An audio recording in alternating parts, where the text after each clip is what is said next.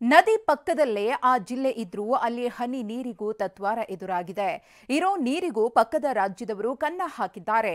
ಇತ್ತ ಧಾರವಾಡದಲ್ಲಿ ಟ್ಯಾಂಕರ್ ನೀರಿಗೆ ಡಿಮಾಂಡ್ ಹೆಚ್ಚಾಗಿದೆ. ಇನ್ನು ಟಿವಿ9 ವರದಿಯಿಂದ ಕಾಡಂಚಿನ ಜನರ ಬವಣೆಗೆ ತೆರೆ ಬಿದ್ದಿದೆ.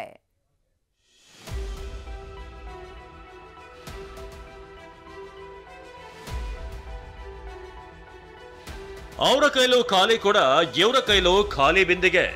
ಕೊಳಾಯಿ ಬಳಿ ಕೊಡಪಾನಗಳ ರಾಶಿ. ತೊಟ್ಟಿಗ್ತಿರೋ ನೀರು ಹಿಡಿಯೋಕು ಮಹಿಳೆಯರು ಜಗಳವಾಡ್ತಿದ್ದಾರೆ. ಕುಡಿಯೋ ನೀರಿಗಾಗಿ ಯಾದಗಿರಿ ಜನ ಪರದಾಡ್ತಿದ್ದಾರೆ.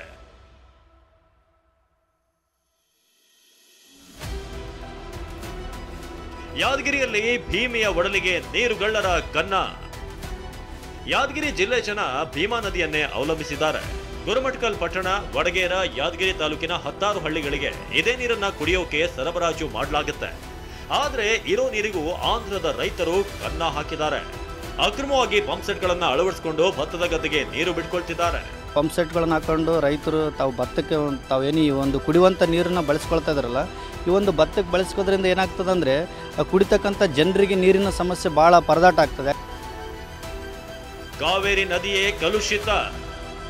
ಮೌರಿಯಂತೆ ಕಾಣೋ ಇದು ಕಾವೇರಿ ನದಿಯ ಉಪನದಿ ಕೂಟುಕೊಳೆ. ಮಡಿಕೇರಿ ನಗರದ 30,000 ಜನರು ಬಳಸುವಂತಹ ಶೌಚಾಲಯಗಳ ಕೊಳಚೆ ನೀರು ಉಪನದಿಯ ಮೂಲಕ ಕಾವೇರಿಯ ಒಡಲು ಸೇರುತ್ತಿದೆ. ನದಿ ನೀರನ್ನ ಶುದ್ಧೀಕರಿಸದೆ ಕಾವೇರಿ ಒಡಲಿಗೆ ಬಿಡಲಾಗ್ತಿದೆ. ನಗರಸಭೆ ವಿರುದ್ಧ ಮಾಲಿನ್ಯ ನಿಯಂತ್ರಣ ಮಂಡಳಿ ಕೋರ್ಟ್ನಲ್ಲಿ ಕ್ರಿಮಿನಲ್ ಕೇಸ್ ಹಾಕಿದೆ. ಇಡೀ ಮಡಿಕೇರಿ ನಗರದ್ದು 23 ವಾರ್ಡುಗಳ ಏನು ಅಂದಾಜು 30,000 ಜನ ಪ್ರತಿನಿತ್ಯ ಬಳಕೆ ಮಾಡ್ತಾ ಇದ್ದಾರೆ. ಅವರು ಬಳಕೆ ಮಾಡ್ತಾ ಇರುವಂಥ ಅಷ್ಟು ವೇಸ್ಟು, ಅಷ್ಟು ಗಲೀಜು ನೀರು ಬಂದ್ಬಿಟ್ಟು ಈ ಹೊಳೆಗೆ ಸೇರಿ ಇಲ್ಲಿ ಸಂಪೂರ್ಣ ಮಲಿನ ಆಗಿಬಿಟ್ಟಿದೆ. ನದಿ ಮೂಲ ಇಲ್ಲದ ಧಾರವಾಡದಲ್ಲಿ ನೀರಿನ ಬವಣೆ ಹೇಳತ್ತಿರದಾಗಿದೆ. ಮಲಪ್ರಭಾ ನೀರು ಪೂರೈಕೆ ಕೇಂದ್ರದ ಮುಂದೆಯೇ ಟ್ಯಾಂಕರ್ಗಳ ಸಾಲು ನಿಂತಿವೆ.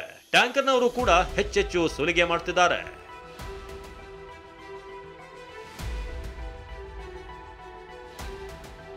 ಇನ್ನು ವಿಜಯನಗರ ಜಿಲ್ಲೆ ಹೂವಿನಹಡಗಲಿಯ ಮೊದಲ ಘಟ್ಟದಲ್ಲಿ ತುಂಗಭದ್ರಾ ನದಿ ಖಾಲಿಯಾಗಿದೆ. ಇದರಿಂದ ಗದಗ, ಮುಂಡರಗಿ ಪಟ್ಟಣಗಳಿಗೆ ಕುಡಿಯೋ ನೀರಿಗೆ ಹಾಹಾಕಾರ ಎದುರಾಗಿದೆ.